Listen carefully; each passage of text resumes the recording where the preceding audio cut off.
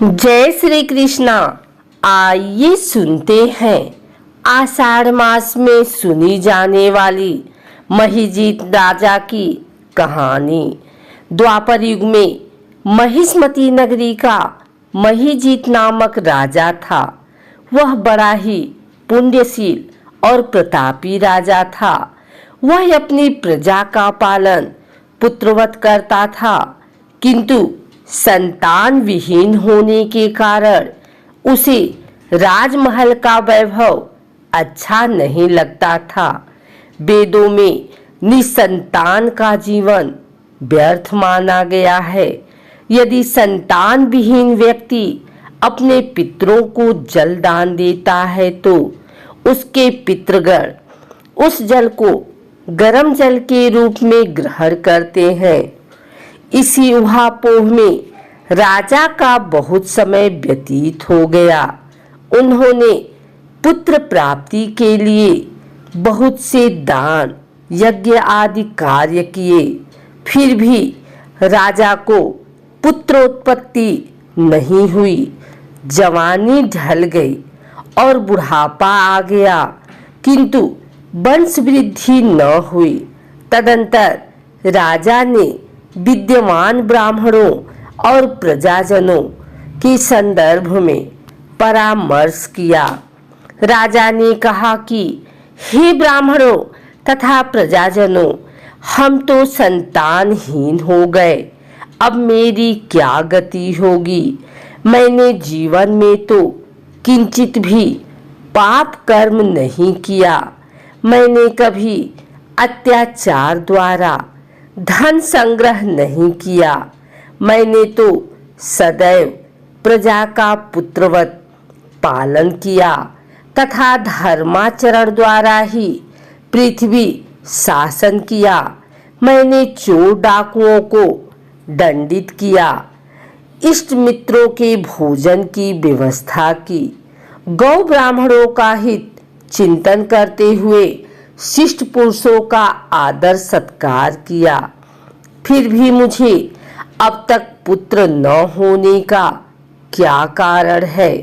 विद्यमान ब्राह्मणों ने कहा कि हे महाराज, हम लोग वैसा ही प्रयत्न करेंगे जिससे आपके वंश की वृद्धि हो।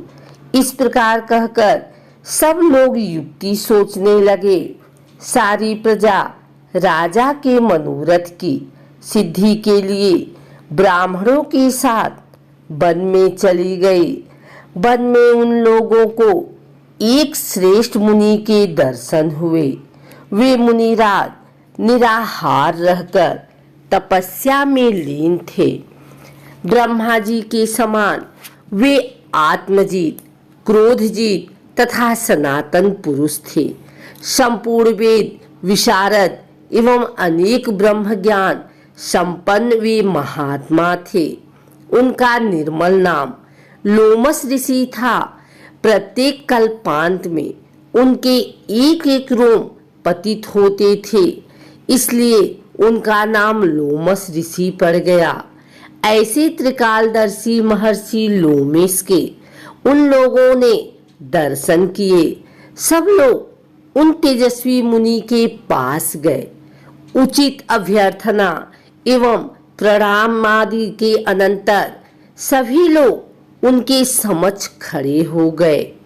मुनि के दर्शन से सभी लोग प्रसन्न होकर परस्पर कहने लगे कि हम लोगों को सौभाग्य से ही ऐसे मुनि के दर्शन हुए। इनके उपदेश से हम सभी का मंगल होगा। ऐसा निश्चय कर उन लोगों ने मुनिराज से कहा, हे ब्रह्म ऋषि, हम लोगों के दुख का कारण सुनिए। अपने संदेह के निवारण के लिए हम लोग आपके पास आए हैं। हे भगवान, आप कोई उपाय बतलाइए। महर्षि लोमेश ने पूछा, सज्जनों, आप लोग यहाँ किस अभिप्राय से आए हैं? मुझसे आपका क्या प्रयोजन है? स्पष्ट रूप से कहिए, मैं आपके सभी संदेहों का निवारण करूंगा। प्रजाजनों ने उत्तर दिया, हे मुनिवर, हम महिष्मती नगरी के निवासी हैं। हमारे राजा का नाम महीजीत है।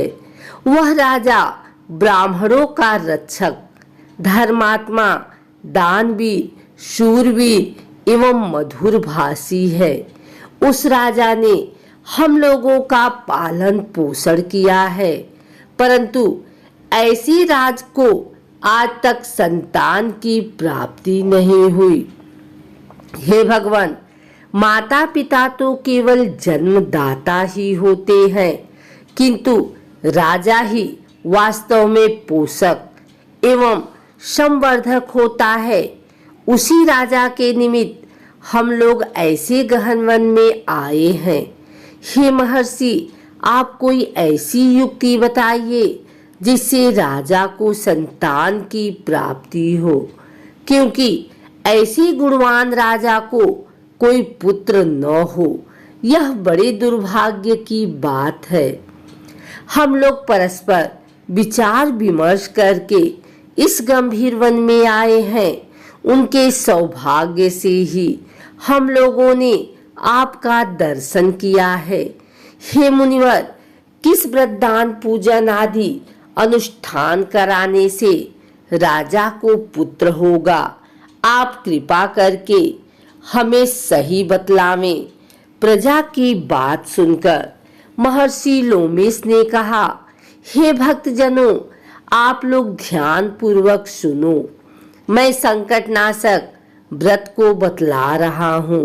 यह व्रत निसंतान को संतान और निर्धनों को धन देता है। आषाढ़ कृष्ण चतुर्थी को एक दिन गजानन नामक गणेश की पूजा करें। राजा व्रत करके श्रद्धा युक्त हो, ब्राह्मण भोजन करावें और उन्हें वस्त्र दान करें।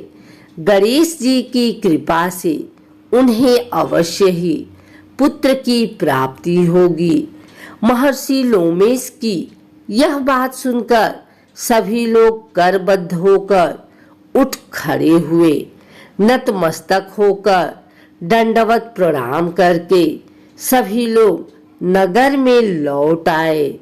वन में घटित सभी घटनाओं को प्रजाजनों ने राजा से बताया। प्रजाजनों की बात सुनकर राजा बहुत ही प्रसन्न हुए और उन्होंने श्रद्धा पूर्वक विधिवत गणेश चतुर्थी का व्रत करके ब्राह्मणों को भोजन, वस्त्र आदि का दान दिया। रानी सुदक्षिणा को गणेश जी की कृपा से सुंदर और सुलक्षण पुत्र प्राप्त हुआ। श्री कृष्ण जी कहते हैं कि हे राजन, इस व्रत का ऐसा ही प्रभाव है। जो व्यक्ति इस व्रत को श्रद्धा पूर्वक करेंगे वे समस्त सांसारिक सुख के अधिकारी रहेंगे।